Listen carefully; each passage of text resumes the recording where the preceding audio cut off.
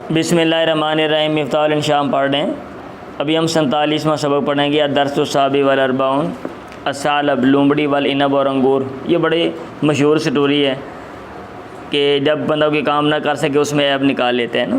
مرہ ثعلب جوعان، ایک بھوکی لومڑی گزری فی یوم شدید الحری، ایسے دن میں جو بڑی گرمی والا تھا، تحت ریشن، ایک چھپر کے نیچے سے، تتدلی منہ اناقید عنب ناضج، پکے ہوئے انگوروں کے گچھے تتدلی منہ، جہاں سے لٹک رہے تھے۔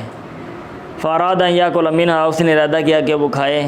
وبذل کل حیرۃ، اور ہر تدبیر اس نے لگائی، لیصل الی الاناقید، تاکہ وہ گچھوں تک پہنچے، لیشفی بہا جوعہ، تاکہ اس کے ذریعے اپنی بھوک کو مٹائے۔ ولکنہ لم یستطع الوصول الیہا، لیکن اس نے طاقت نہ رکھی اس تک پہنچنے کی، لشدت بعدہا عنہ، اس سے زیادہ دور ہونے کی وجہ سے۔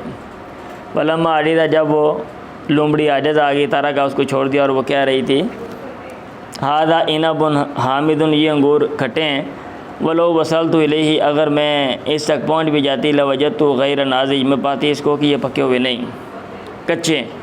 وہکذا یسلی العاجز نفسہ، اور ایسے ہی تسلی دیتا ہے وہ بندہ جو عاجز ہوتا ہے، کام نہیں کر سکتا، اپنے آپ کو تسلی دیتا ہے عن شیء، اس چیز سے، الذی لا یستطیع الوصول الیہ، جس تک وہ پہنچ نہیں سکتا۔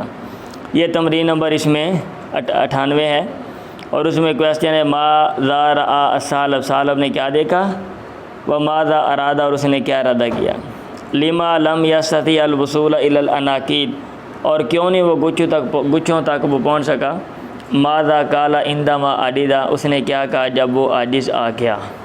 تو یہ چھوٹے چھوٹے جو سبق ہم پڑھتے ہیں، ان کے پڑھانے کا مقصد یہ ہوتا ہے کہ ہم ان سے یہ چیزیں سیکھیں، ٹھیک ہے۔ یہ صرف سٹوریاں نہیں ہوتی، بلکہ یہ ہے کہ یہ ہماری زندگی کی حقیقت ہے۔ جب ہم کوئی کام نہیں کر سکتے تو پھر ہم اپنے آپ کو تسلیاں دیتے ہیں، تو اچھے جائے کہ ہم تسلیاں دیں، بلکہ ہمیں ایفرٹ کرنی چاہیے، کوشش کرنی چاہیے کہ ہم محنت کریں اور ہم اپنے مقصد میں کامیاب ہو جائیں۔ بات سمجھ آ رہی ہے؟ جو تمرین ہے 3 سوالات ہیں چھوٹے چھوٹے، آپ نے خود ان کو لکھنا ہے اور پھر مجھے چیک کروانے ہیں، میں خود بھی آپ کو کروا دوں گا۔ پھر آپ نے کمپیریزن کرنا ہے، دیکھنا ہے کہ آپ کے جوابات اور میرے جوابات ان میں کیا ڈیفرنس ہے۔ اور یہ جو خلاصے مل جاتے ہیں نا، یا یہ جو کی بکس ہوتی ہیں جس کے اوپر جوابات شاید آپ کے پاس بھی ہوں، تو آپ نے کوشش کرنی ہے کہ ان کو کنسلٹ نہیں کرنا، ان کو نہیں دیکھنا، اپنا دماغ استعمال کر کے خود لکھنے کی کوشش کریں اور پھر چیک کریں، تاکہ آپ اگر غلطیاں کریں تو غلطیاں پھر پتہ چلے کہ کون سی غلطی کس چیز کی ہے، اور پھر آپ اس کی اصلاح کر سکیں۔ اوکے، چلیں۔